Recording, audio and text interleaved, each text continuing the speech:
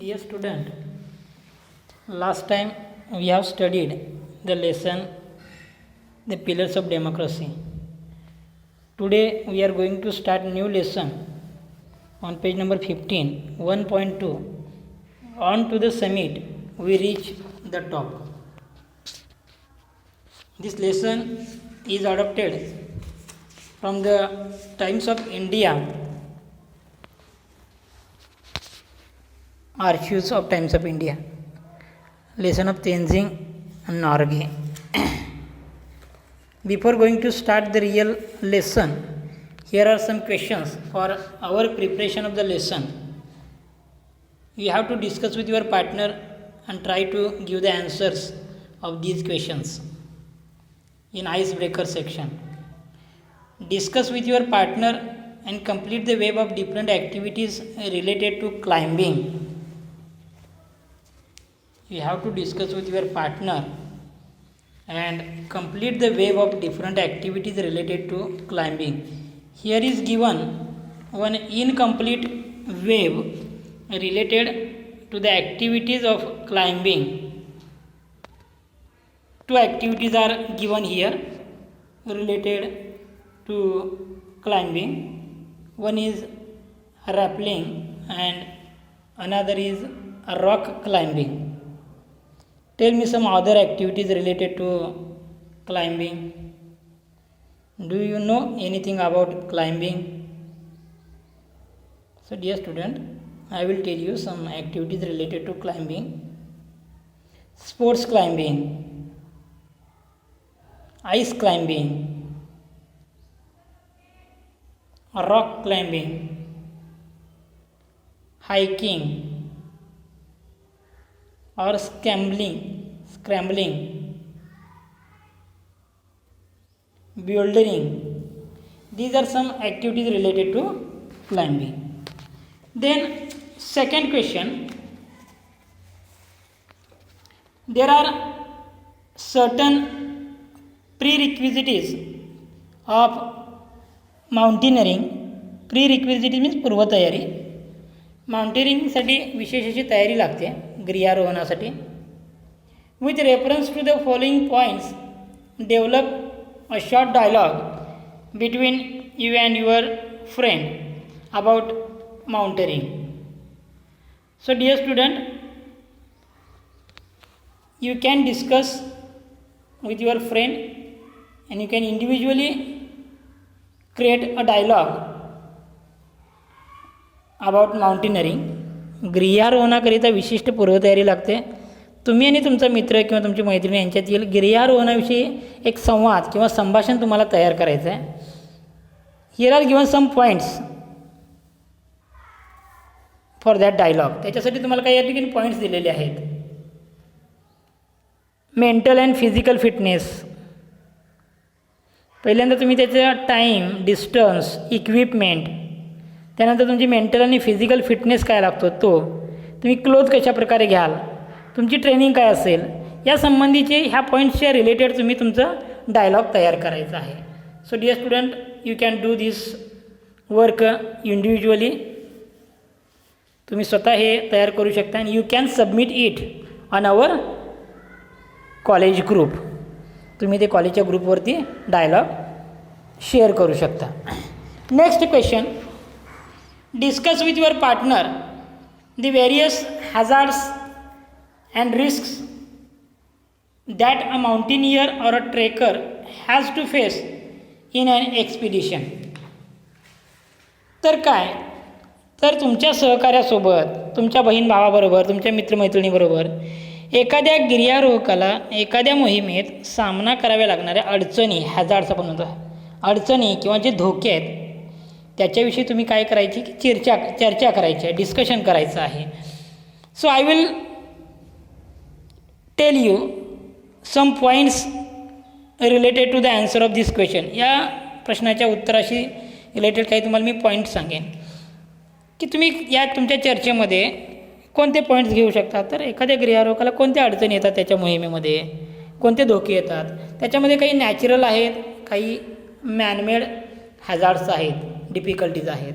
मग नॅचरलमध्ये काय येतं, तर climate, avalanche, rock falls, altitude or falling ice, पडणारे बर्फ असतात. ॲनिमल्स, तुम्ही ज्यावेळेला गिर्यारोहणासाठी जाता त्यावेळेला काही ॲनिमल्स असतात, त्याच्या संदर्भाची तुम्हाला अडचणी येऊ शकतात इटसेट्रा. हे पॉईंट नॅचरलमध्ये असतात, त्याच्यावरती तुम्ही डिस्कशन करू शकता.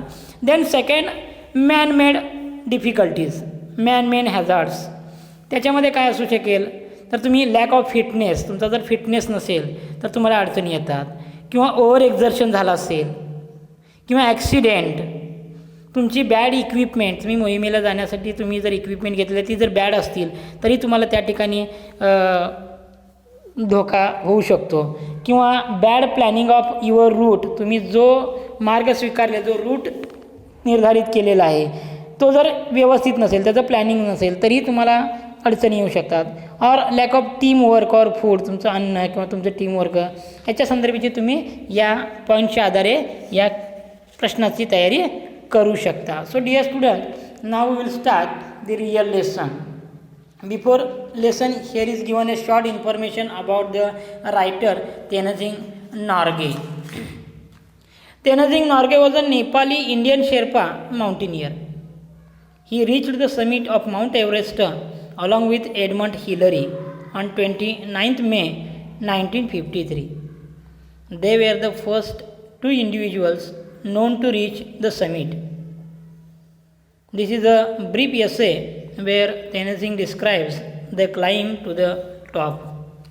पर्वत शिखरावर आम्ही शिखर गाठले किंवा आम्ही कळस गाठला असं ते टायटल आहे. On to the summit we reach the top. Tenzing Norgay यांनी स्वतः ते सगळं त्यांचे अनुभव या ठिकाणी शेअर केलेले आहेत आणि टाइम्स ऑफ इंडियामधून हा लेख आपल्याला अभ्यासासाठी देण्यात आलेला आहे. Tenzing Norgay born on 29th May 1914 and died on 9 May 1986. He was known by birth as a Namgyal Wangdi and often referred to as Sherpa Tenzing. He was a Nepali Indian Sherpa mountaineer. He was one of the first two individuals known to reach the summit of Mount Everest, which he accomplished with Edmund Hillary. Edmund Hillary बरोबर ते mount एव्हरेस्टवरती पडलेले आहेत, पोहोचलेले आहेत. On 29th May 1953, 19 मे 1953 तो दिवस होता ज्या दिवशी त्यांनी ते एव्हरेस्टचं शिखर गाठलेलं आहे. Here are some medals given to Tenzing Norgay. त्यांना जे काही मेडल्स मिळाले त्याच्याबद्दल या ठिकाणी एक छोटंसं इन्फॉर्मेशन आहे. टायगर मेडल आहे 1938ला, honoured by Himalayan club for Tenzing's third Everest expedition. Then star of Nepal honour आहे 1953 त्यांना मिळालेला होता, honoured by king Tribhuvan for their all accomplishment of Tenzing Norgay. Then Padma Bhushan अवॉर्डनी त्यांना सन्मानित करण्यात आलेलं आहे तेनजिंग नॉर्गेना. 1959 गव्हर्मेंट ऑफ इंडिया, भारत सरकारने त्यांचा पद्मभूषण हा पुरस्कार देऊन सत्कार केला, सन्मान केला for their all accomplishment. Tenzing describes the climb to the top and all events occurred during the historic climb. ऐतिहासिक अशी त्यांची जी चढण होती, शिखर त्यांनी गाठलेलं होतं माउंट एव्हरेस्टचं, त्याबद्दल त्यांनी या ठिकाणी आपल्याबरोबर शेअर केले त्यांचे experience. The article also describes what brought him to climbing mountains. On to the summit, we reach the top, page number 16.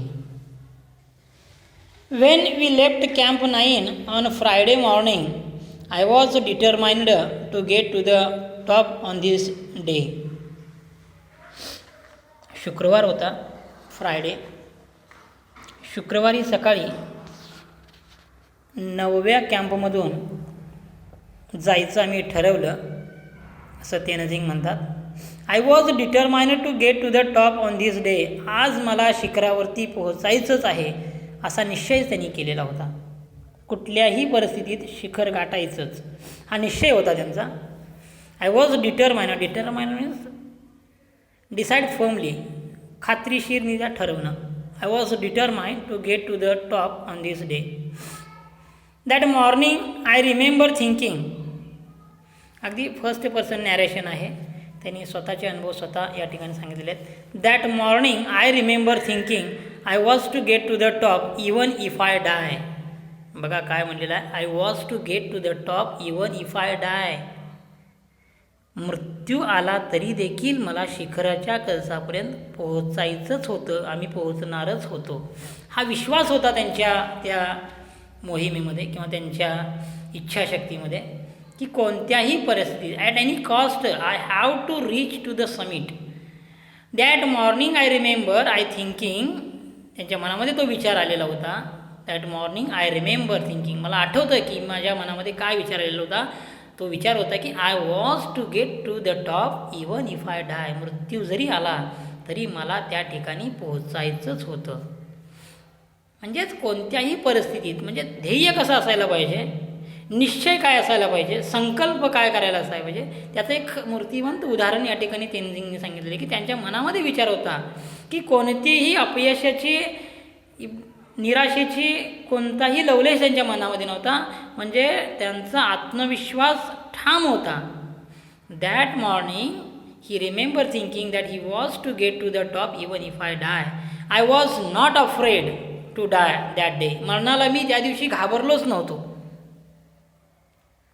मरणाचेही भय त्यांना वाटत नव्हते. I was to get to top of the even if I die. I was not afraid. Not afraid म्हणजे न घाबरणे. I was not afraid to die that day. त्या दिवशी मी मरणाला सुद्धा घाबरणार नव्हतो. We set out early and all the way from camp 9 to the peak we alternated. Alternated means change the places. आळीपाळीनं जागा बदलणे, अल्टरनेटेड. आणि मग तेनजिंग सांगतात की 9व्या कॅम्पपासून सर्वोच्च शिखरावर माउंट एव्हरेस्ट सर करणं it is not an easy job. It is not an easy. विचार करणं तर सोडाच, तिथं पोहोचणं ही साधी सोपी गोष्ट नाही आहे. आणि तेनजिंग त्यांच्या शब्दात सांगतात की मला मरणाची भीती वाटत नव्हती. At any cost I decided, I determined to reach to the top. कोणत्याही परिस्थितीत मी त्या शिखरावरती पोहोचणारच हा विश्वास त्यांच्यामध्ये होता. आणि 9व्या कॅम्पमधून सर्वोच्च शिखरावर पोहोचेपर्यंत आम्ही आळीपाळीने म्हणजे एडमंड हिलरी आणि तेनजिंग नॉर्गे या दोघांची ती मोहीम होती. आणि ते दोघं त्या शुक्रवारी सकाळी 9व्या कॅम्पमधून ते निघाले होते. आणि शिखरापर्यंत पोहोचेपर्यंत ते alternatively they were changing their places. दोघंजण आळीपाळीने एकमेकांची जागा बदलत होते. कधी कोण पुढे जात होता, कधी पुढचा मागे येत होता, अशी त्यांची ती जागा चेंज होत होती. Alternatively it was changing. Next, I would take the lead and then Hillary. The man who follows when climbing has a difficult job both in climbing up and climbing down. कधी मी पुढाकार घेत असे, तेनजिंग सांगतात की कधी मी पुढे असायचो, कधी माझा सहकारी हिलरी पुढं असायचा. हिलरी, एडमंड हिलरी, तो त्याचा सहकारी होता. या दोघांची मोहीम. कधी मी पुढाकार घेत असे, कधी हिलरी. आणि ते सांगतात की the man who follows when climbing has a difficult job both in climbing up and climbing down. म्हणजे जो माणूस चढताना पाठीमागून चालत असतो त्याच्यासाठी चढणं आणि उतरणं या दोन्ही गोष्टी खूप डिफिकल्ट असतात, खूप अवघड असतात. Because he is in the अँकर. ही इज इन द अँकर. व्हॉट इज मीन बाय अँकर? अँकर, a person who provides stability और confidence in and otherwise uncertain situation. म्हणजे या ठिकाणी आपल्याला अर्थ घ्यायचा आहे मुख्य आधार किंवा आधारस्तंभ. तो आधारस्तंभ असतो, तो मुख्य आधार असतो अँकर. The man going in the lead cuts the steps and breaks the way. म्हणजे पुढं जाणारा जो अँकर असतो, तो आधार असतो, तो पुढं जात असतो आणि तो स्टेप्स तयार करत असतो. म्हणजे जागा कट करत करत तो त्या ठिकाणी स्टेप्स तयार करत असतो आणि ब्रेक्स द वे, मार्ग त्या ठिकाणी निर्माण करत असतो. म्हणजे बघा, एव्हरेस्टवरती जाताना तुम्हाला काही रेडीमेड मार्ग नसतो, तुम्हाला स्वतःचा मार्ग स्वतः तयार करत पुढं जायचं असतं आणि तोच मार्ग या ठिकाणी अँकर करत असतो. आणि कारण तो मुख्य आधार असतो, पुढे चालणारा जो माणूस आहे तो पायऱ्या कापून मार्ग तयार करत असतो. And so because of that Edmund says और Tenzing says that was not an easy job, that was difficult job. आणि म्हणून तो जॉब जो आहे तो डिफिकल्ट असं या ठिकाणी तेनझिंग म्हणतात. Next paragraph. In my pocket I had 4 flags. How many flags Tenzing had in his pocket? 4 flags. त्याच्या पॉकेटमध्ये 4 फ्लॅग्स होते. When we were still at camp 4 colonel Hunt gave me 3 flags. ज्यावेळेला तेनझिंग कॅम्पमध्ये होते त्यावेळेला त्यांचे जे कर्नल आहेत त्यांनी त्याला 3 फ्लॅग्स दिलेले होते. 3 flags gave by colonel Hunt to the Tenzing. Those of Britain. मग ते 3 फ्लॅग्स कोणते? Those of Britain, great Britain, the United Nations and Nepal. Nepal, United States आणि ब्रिटन असे 3 फ्लॅग होते. अँड दॅट कर्नल और colonel charged Tenzing with the duty of planting them on the top of the mount Everest. आणि त्यांनी, ते जे colonel आहेत, त्यांनी ह्या तेनझिंगसाठी एक जॉब दिला होता की त्याला सांगितलं होतं की तू त्या शिखरावरती पोहोचल्यानंतर हे 3 फ्लॅग जे आहेत ते त्या ठिकाणी तू काय करायचे आहेत की त्या ठिकाणी ते फडकवायचे आहेत सर्वोच्च शिखरावरती माउंट एव्हरेस्टच्या. परंतु तेनझिंगच्या पॉकेटमध्ये 4 फ्लॅग्स होते. त्याला कॅम्पमधून 3 फ्लॅग दिलेले होते आणि त्याच्या पॉकेटमध्ये मात्र 4 फ्लॅग होते. बघा पुढं काय सांगतोय Tenzing. These 3 flags are in your care, said the colonel. Who said this? Colonel said. त्यांनी सांगतात की हे 3 जे फ्लॅग्स आहेत ते तू तुझ्या काळजीमध्ये ठेवायचे आहेत, तू त्याची काळजी घ्यायची आहे आणि तिथं पोहोचल्यानंतर ते फडकवायचे आहेत. These 3 flags are in your care, he said. When you and Hillary reach the top, put them at the peak. ज्यावेळेला तुम्ही त्या ठिकाणी शिखरावरती पोहोचाल, तुम्ही तर पोहोचणार आहातच, तो विश्वास आहे, पण तिथं पोहोचल्यानंतर हे जे 3 फ्लॅग्स आहेत, flags of great Britain, United Nations and Nepal, you have to plant them, you have to put them at the peak. शिखरावरती तुम्हाला ते फडकवायचे आहेत. And I am sure that you and Hillary are going to do it. आणि ते सांगतात colonel की I am sure, I am confident that you will do this.